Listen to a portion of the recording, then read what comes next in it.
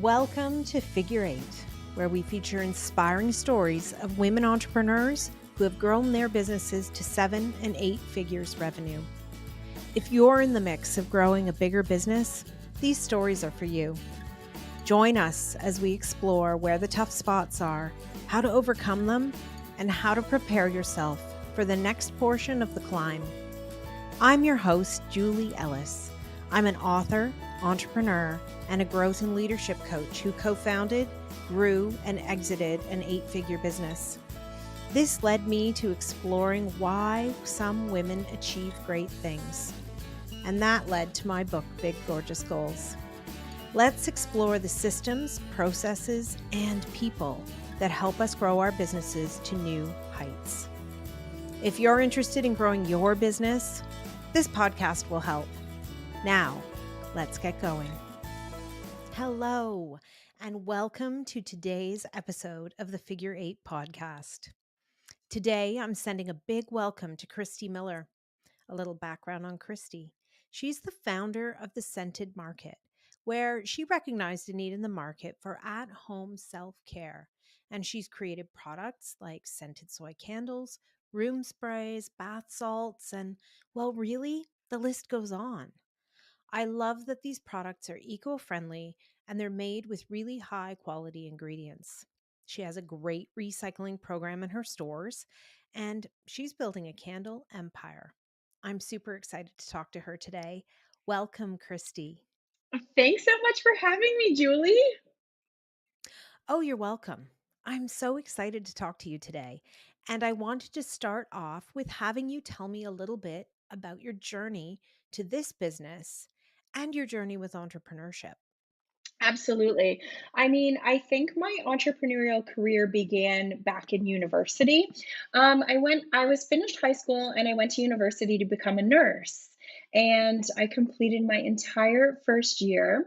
And then I had this epiphany where I was like, I don't know if my heart can handle this. And I'm not sure that I want to work shift work and weekends and work the hours that the career demands. But back, 20 years ago, entrepreneurship was definitely not romanticized like it is today.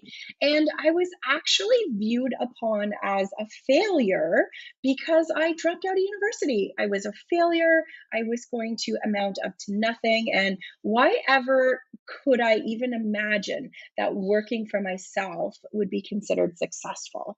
So my journey started off a little bit rough and not exactly the feedback that I got from my friends and my family that I wanted. But thank goodness I had a boyfriend and now my loving husband in my corner 100% of the way. Thank you. That's amazing and so interesting that you met with that sort of resistance and people saying you're a failure. I mean, did that light a fire underneath you? Absolutely. You hit the nail on the head. Every time someone told me that I couldn't do it or I was a woman, I didn't belong in the industry, that really was the fire in my belly that I needed to prove them wrong and to prove to not only myself and my family, but like just to society in general that I could be an entrepreneur. I could make a living out of it. And honestly, I could just have personal happiness and do what I wanted to do in my life, living it the way I wanted to, and not necessarily the way everyone else thought I should live it. Interesting. Yeah, I think that's something that really resonates with me around, the idea of wanting that control over the pieces. So being able to control what you do with them and what you want in life. Yeah, absolutely. It was a choice that I made. Like I was going to endure the hardship and the social stigma of dropping out of university to take a major risk, which 20 years later I think has paid off. Yes, I think so. I'm curious about how you started this business, the scented market, because you had a very successful business already before you started this. Yeah, I was running a seven-figure food business that I had built literally from the ground up. And I was able to take a break from the day to day. And we were a growing family at that time. I just had our third boy. And I felt like, what are we like? I am the main provider of bringing everything into the home. I bring the groceries into the home, I bring the cleaning products, I bring all the products into the home. And I thought, what are we eating? What are the ingredients in that?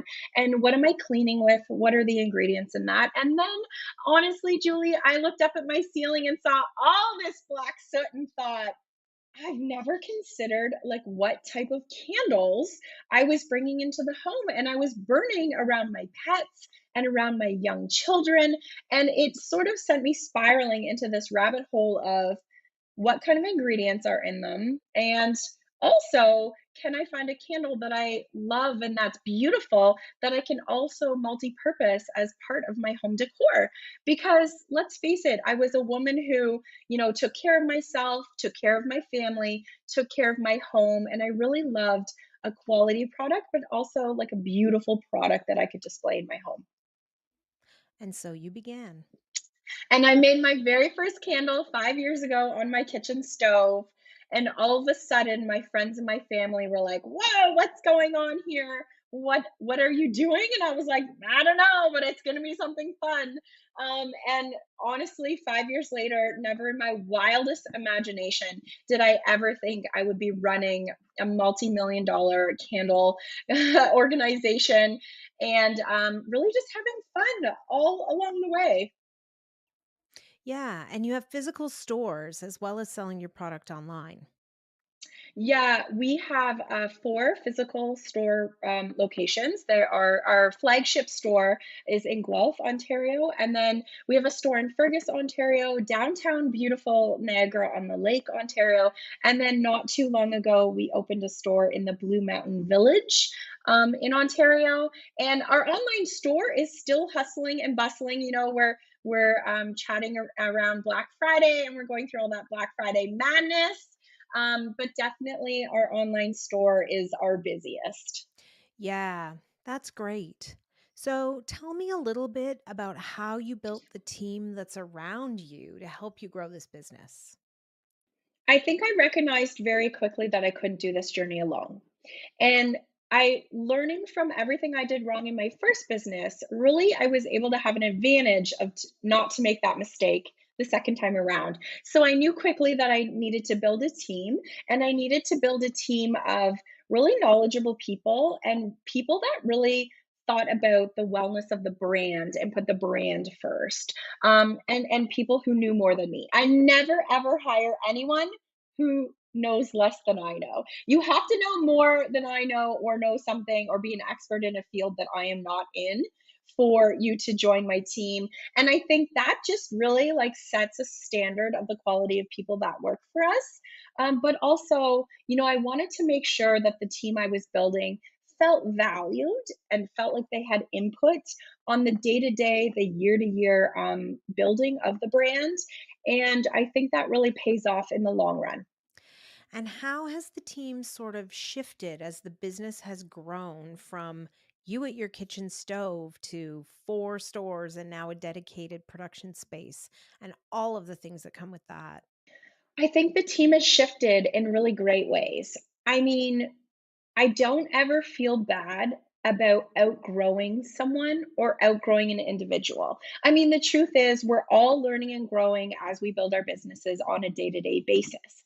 What you have to be okay with as an entrepreneur, as a boss, is recognizing those moments when you've outgrown a team member or you've outgrown a strategy in your business to be able to give you that boost to the next level.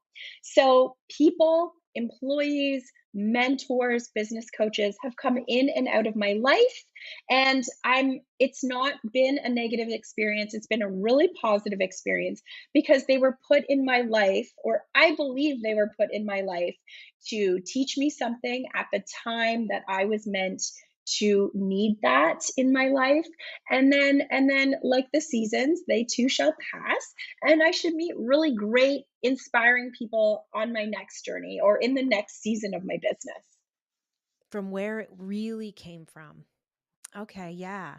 And as those seasons change, what do you find the hardest? What's tripped you up that you didn't think would be a hard season? I think it's just not knowing what you don't know already. So there's lots of times where I walk into a room or a meeting or I just have a coffee with someone and I was like, okay, tell me the things I don't know that I need to know. And maybe not necessarily knowing what the right questions are to ask, but putting it out there, taking a chance, taking a shot on saying, hey, I'm not an expert in this. What do I need to know about it? I think there's something so humbling about being in, that kind of situation and just recognizing that, I don't know everything. And, what I rely on experts in my life and sometimes random people too to just teach me the things that I don't even know that I should know. Yes, some days the light bulb turns on above you and you're like, huh, I didn't know I needed to know that. Yeah, absolutely. Or like, why didn't I think of that? Totally. Yes, that's another good one. And so, what have been some of the big struggles that you've overcome as you've built to this level? So interestingly enough, I like to put a twist on struggles, and I like to put a twist on the word struggle, maybe. So I think before anything enters my aura, my energy, my space, I immediately turn the struggle or the negative into a positive. So let me break that down. Lots of negative things happen on a daily basis, on a yearly basis as I'm growing the business. But what I like to do is that as soon as it hits my bubble, it flips to a negative like, okay, this happened to me. How can I change it into a learning and growing experience? And what did I learn from it to not make that mistake again? So, for instance, a person came into my bubble. She was at the time exactly what I needed. She taught me lots of things about building the business, building the brand, and building the sales. Now, in hindsight, I really wish I could have hung on to her and I really wish she could have stayed with the company. I didn't want to lose her. It wasn't a choice I was able to make. But I look at that struggle and, like, okay, it's not a struggle, it's a what can I do to retain employees longer? What could I have done with this particular employee? Yes, it's too late now, but what can I do with employees moving on in the future so that when I know that I need them or they're really beneficial to the brand, how can I keep them and what does that look like? But like, what are the conversations I can have before it gets to that point? How are you today? Is there anything I can provide you with to help you grow in your role? Where do you see your role in a year from now? All of those things I've learned through the experience or the struggle to think that I can do so much better moving forward in the future. I love that framing because I think you could get to wallowing in your struggles some days as an entrepreneur. And it's true that often, your example of people is a really good one. You can't save what was, but you can change what will be. Absolutely. And I think just like saying it out loud and recognizing it, like, okay, I screwed up with this person or I screwed up with this decision. I made a bad financial decision. But like, it's not necessarily a bad financial decision because it is going to teach you some sort of lesson, which you have to spin into like a positive growth mindset attitude. Or else you're right, you can dwell on it. You can, fall into a slump with it. But you just have to really turn that corner really quickly and use it as a learning experience and move forward immediately from that. There's been times where people say to me, "Oh my gosh, you're so lucky you built a seven-figure business in under 5 years." That's not luck. That's a lot of hard work. That's a lot of behind the scenes conversations happening on a daily basis. But the ability to see, okay, we're doing this wrong or we're going down the wrong path, but let's not make it a negative and dwell on it. Let's turn it into a positive. I'm coming back full circle to that positive growth mindset and how fast we can get out of that slump and move forward into, something even more amazing than we had even anticipated. Yeah. And so what's next? What are the next big changes that you need to make in the business? Or the question I'm thinking of is what's your biggest struggle on the horizon?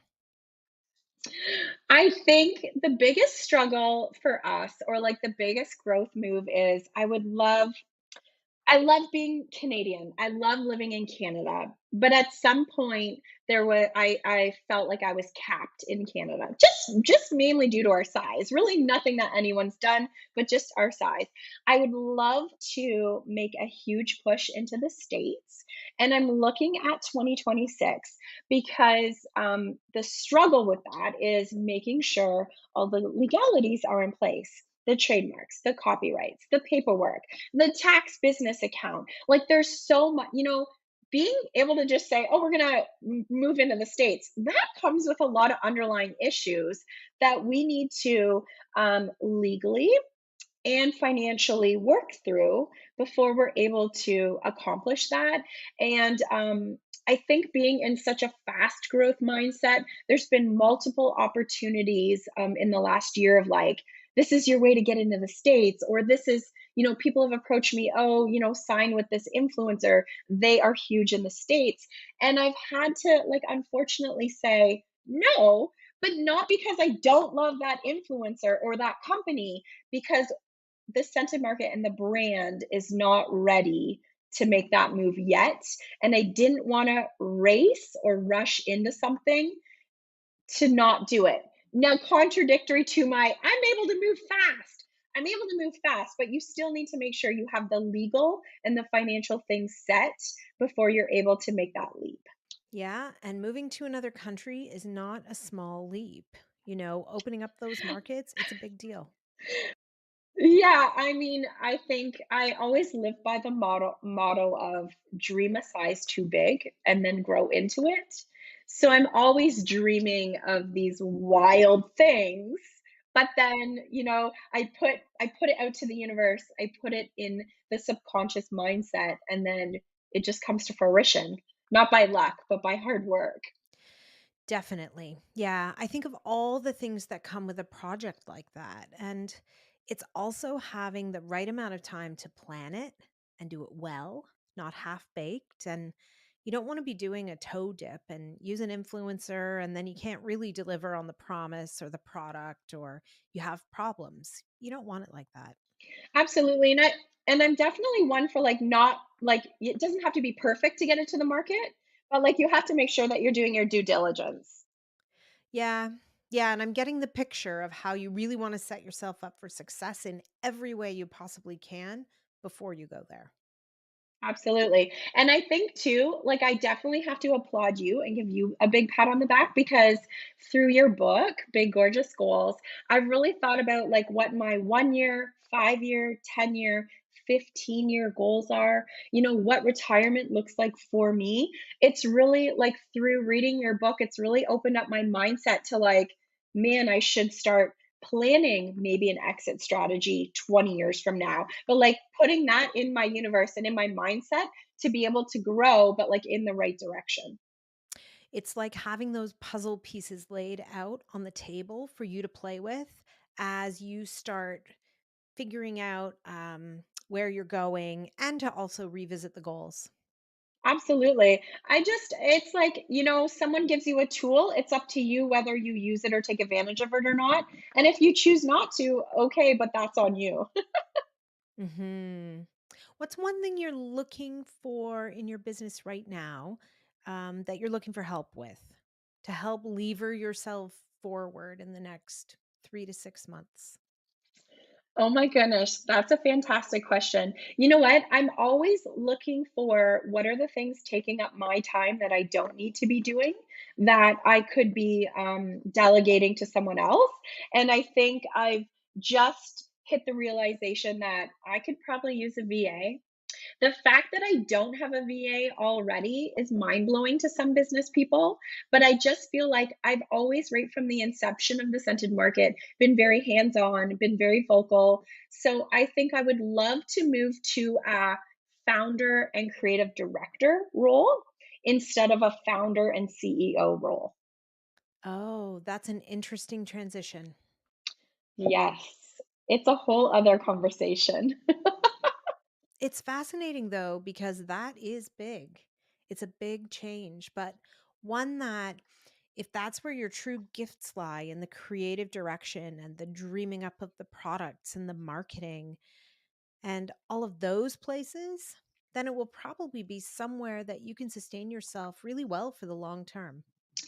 Yeah, you're absolutely right. And interestingly enough, I was on Dragon's Den last year. It's our Canadian Shark Tank.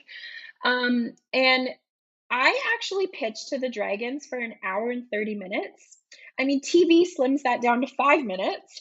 But what I kept hearing from all six of them over and over and over again was, you're basically like the next Martha Stewart.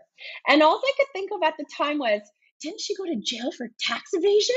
I should really look more into her. And so that's really resonated with me because maybe my passion is not in like a CEO role of the day-to-day operations of the build of the business. But you're right, my zone of genius is the creative, is the face of the brand. So I've really like taken the last 6 months to, like, for lack of a better word, noodle that. I'm noodling that option, and I really like the way it's sounding, but also I um I also accept that that would come with a lot of challenges and a lot of changes, which people in general are just not excited about sometimes. But I think it's a conversation to be had for sure. I think it's interesting because at Mabel's Labels, when we reached the seven figures and we were climbing up towards eight, it's where I started to be like, oh, I kind of didn't sign up for this part of the job. Or I didn't know the job would look like this when I had 30 employees, 40 employees, 50 employees.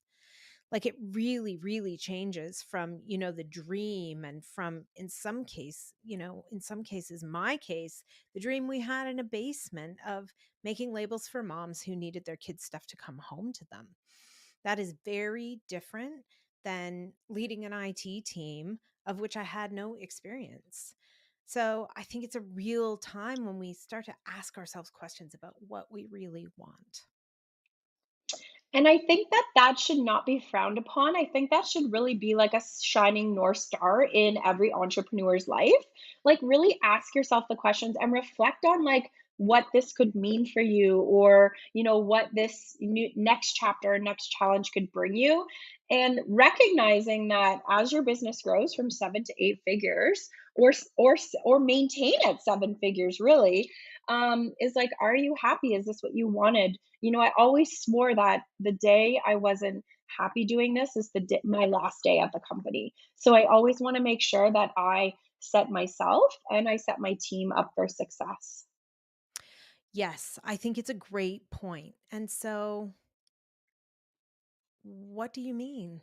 We've talked already about some of your biggest dreams or the big dreams that you're chasing, but what are some of the biggest dreams you would have if everything you can imagine came true for the scented market and Kristy Miller? Yeah, I think definitely moving into a creative director role and not so much hands-on day to day is definitely like a goal that I would have for, say, like the next 10 years. What retirement looks like for me, I'm, I really, I really struggle with finding a business coach or a business mentor. So, I mean, a business mentor maybe is not someone you pay, but this is just willing to do mentorship, versus a business coach, which is someone you can pay up to thousands of dollars a year. So I feel like I struggle finding this role. And so I think, when my time frees up, I would love to give back and maybe do some business coaching myself. And, but coming from a place of experience, like, hi, I'm Kristy Miller. I've had 2 7-figure businesses grown from scratch. So, like, relying on my experience, but not necessarily my business school degree, and also giving back. I always, like, I built this business so that I could position myself to give back. I do a lot of mentorship through our local business center where I volunteer to mentor business or entrepreneurs. And I love going to I speak at the University of Guelph, which, woo woo university. I speak at their entrepreneurship class, and I love going into high schools to speak at their entrepreneurship class because I feel like there's something so real about an average mom making a multi 7-figure business out of candles. When you think about it, you could get up right now and go to your local craft store and buy a candle making kit. But like the ability to turn that into, a seven-figure business is like next level. And so I really don't think I saw my own value for a long time because I just thought it was normal that when you're an entrepreneur, you built a seven-figure business. And then, I was able to sell my first corporation and negotiate a successful exit to build my next seven-figure corporation. So it just felt like, doesn't everybody do that? And so I'm very quickly learning that no, not everyone does that. It's a very like unique type of person. And I'm really starting to see the value in myself. I'm thinking about your comments around business coaches and what's out there. What do you wish for that you were never able to find? And what do you think it is that's missing? I think there's something different about I've always find myself in this gray zone. So like I am retail and I am manufacturing, which makes me both, which puts me in this gray zone. I am a brand product and I put myself on social media as an influencer. So I'm kind of in this gray zone of both. And so I'm really feeling like from a mentor, I would love a mentor who is physically in the day to day of a seven or eight figure business themselves to be like, okay, not necessarily gone through the schooling of being a coach, but who has the life experience of being a business mentor or coach and has been through it themselves. So I think I found with my last two business coaches, they were both extremely wonderful. And I have nothing but positive things to say about them and a positive experience. But like at the ends of our sessions, I was just finding like I was outgrowing them. And like I had learned what I learned when I needed to learn it, but I needed to like level up.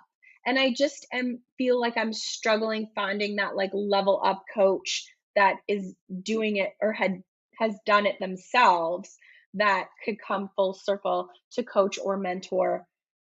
It sounds so funny to say, but like I've never been a CEO before. I've never like ran a multi like I did in my last business, but it was like way different than this business. And like I don't like what does a CEO SOP look like? I don't know. I better Google it. Like, what do those things look like? And like, what are the questions as a CEO I should be asking myself or my team?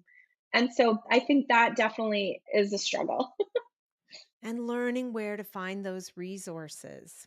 I know, I often felt like I needed to find my sounding boards who were away from the business because the bigger the business got, the more I felt the pressure to present myself as a leader and not look like I was figuring it out as I went along. Absolutely, 100%. That's like I come home and I'm just like Mom Kristy, but then I go to work and I'm like CEO Kristy Miller. But I'm like, I don't even know. Do people think I'm doing a good job as a CEO? I don't know. I must be because the financial data is telling me I'm doing a good job.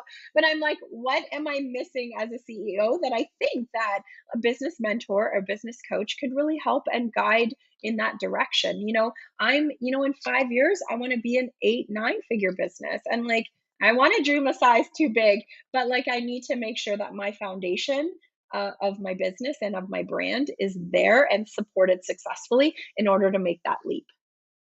And when you're making leaps, how do you decide what to hang on to, what to make really important, and how to decide what to let go of? Because we need to let go of things we might not want to as our business grows.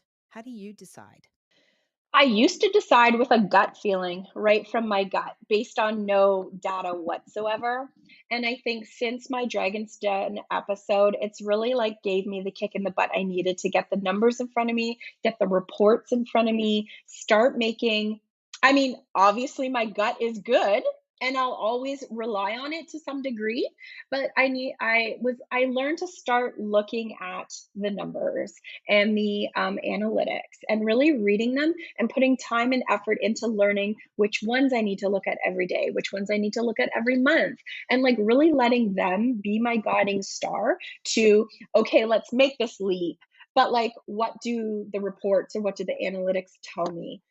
I also think it's very important to have a bookkeeper and or an accountant on a daily basis as your phone a friend because I learned going from I had my head down in my single car garage in 2019 doing $1 million in sales, not even knowing I hit $1 million in sales because I was so knee deep in the making. I looked up one day and I was like, oh, our sales are over $1 million.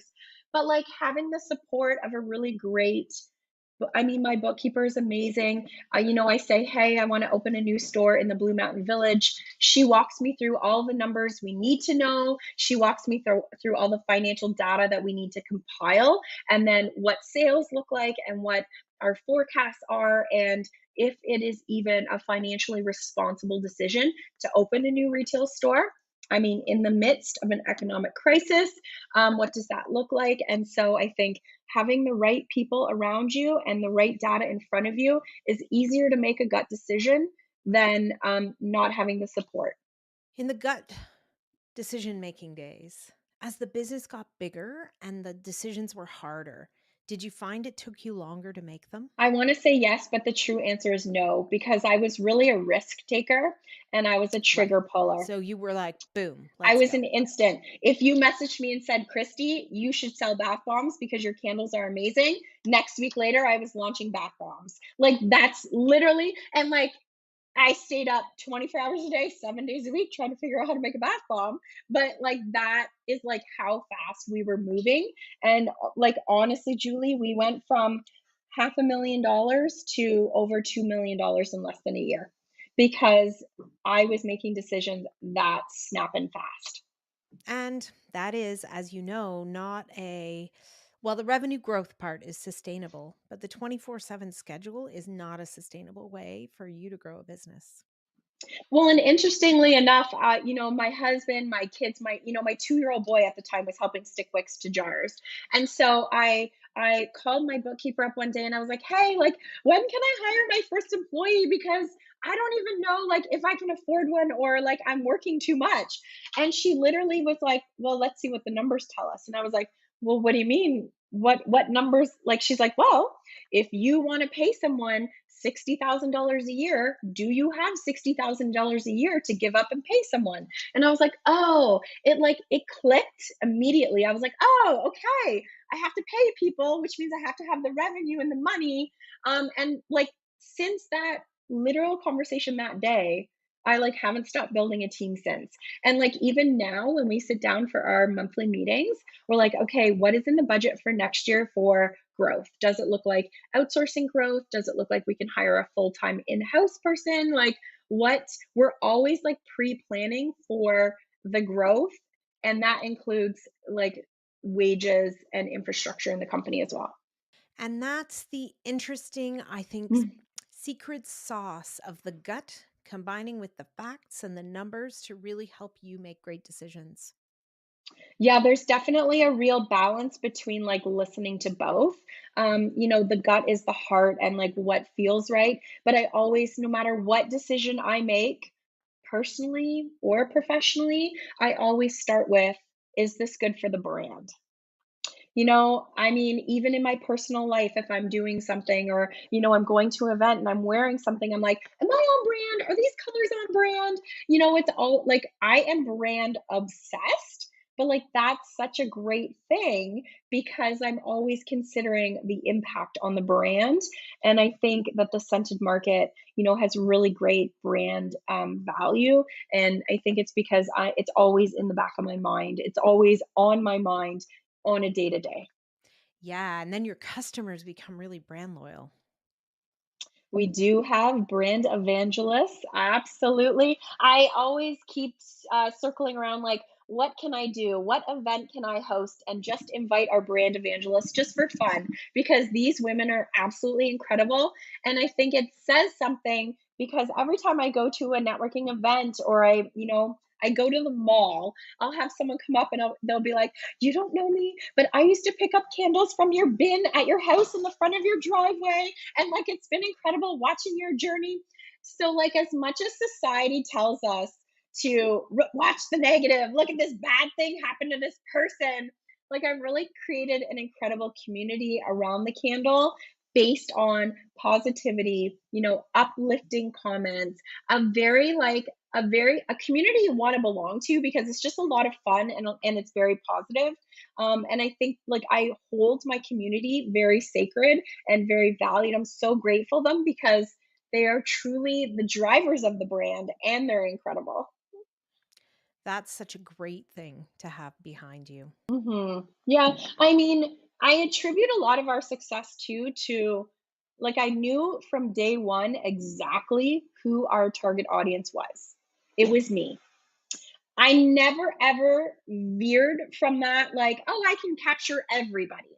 I was always laser focused every day on who my customer was. And I went after them, I sought after them. So, like a great example of, oh, I buy my candles at the dollar store. And I'm like, that's great. Like, all the power to you. That's your zone. But like, you are not my customer. I'm not going to put advertising dollars. I'm not going to not a waste of time, but I'm not going to try to attract someone who's not my customer. And I've always been laser focused from day one because I recognize the value of not trying to sell to everyone. Niche down to who your people are, and that's where you'll be the most successful. And so, what does 2024 have in store for the scented market? Well, so October 2023, we opened our Blue Mountain store and we moved to a new manufacturing facility that's 5 times the size of our existing manufacturing facility. So in that move, we were able to hire 4 more full-time people, local people, local women actually. And I think 2024, we are still on track for some incredible growth, but also just like looking at our hero products, looking at our hero SKUs, really being dialed in on what we're great at and eliminating the frills. Because I think that, I was just at an economic outlook this morning actually.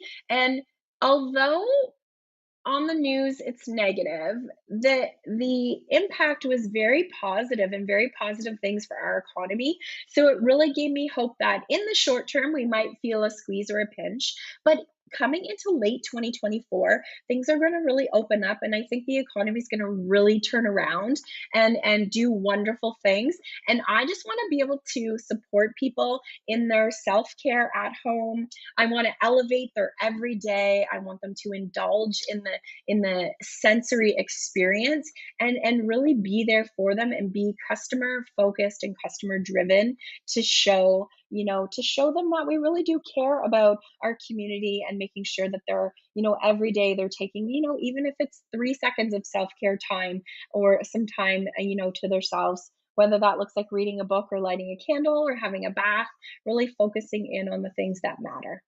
That's great because I'm very interested to continue watching your journey and buy your products because they really are fantastic. Thank you so much, Julie. Thank you so much for joining me today and sharing about your journey. It's been a real treat. Thanks, Kristy. Thanks, Julie. I hope you enjoyed today's episode. Please remember to hit subscribe on your favorite podcast platform so you won't miss any episodes. Figure 8 isn't just a podcast. It's a way of seeing the big, gorgeous goals of women entrepreneurs coming to life. If you're interested in learning more, you can find my book, Big Gorgeous Goals, on Amazon anywhere you might live.